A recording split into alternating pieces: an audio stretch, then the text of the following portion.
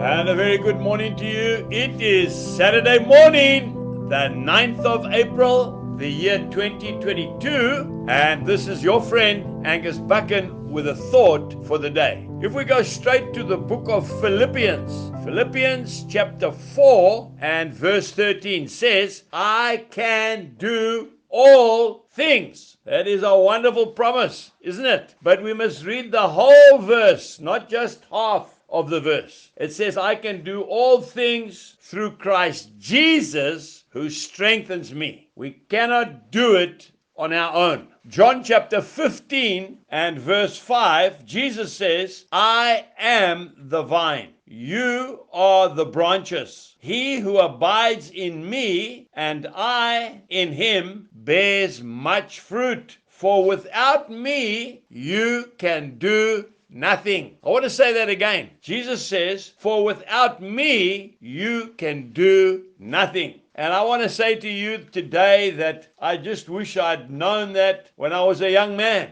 because I struggled and I worked and I did things in my own strength and they never amounted to anything. But when I handed over to Jesus, all of a sudden, things started coming right. You know, John chapter 19 and verses 10 and verse 11, as we remember this Easter season that we are in, Pontius Pilate had Jesus standing in front of him. And he honestly believed, because he represented Rome, which ruled the world, he said to Jesus that I have the power to crucify you or to release you. And Jesus said to him, you have no power, because the power that you have only comes from God. God gave you the permission. We really need to remember that. Without Christ, we can do nothing. Every time before I preach a message, I get on my knees and I pray before the Lord, Lord, that you'd watch over the words of my mouth and the meditation of my heart. For I ask it in your precious name, and then I preach. If I don't do that, there is no power at all. Remember, Romans chapter 8 verse 31 says, that if Christ be for us, who can stand against us? Now, the Lord is the one who prunes the branches of the vine, isn't he? And he says that the branches that bear the most fruit, he prunes the hardest. And sometimes I say, Lord, but does that make sense? He says, I want more fruit from you, Angus. Remember, though, that the pruning is much more painful for the vine dresser than it is for us. That's right, because he holds the pruning shears in his hand, but he has a hole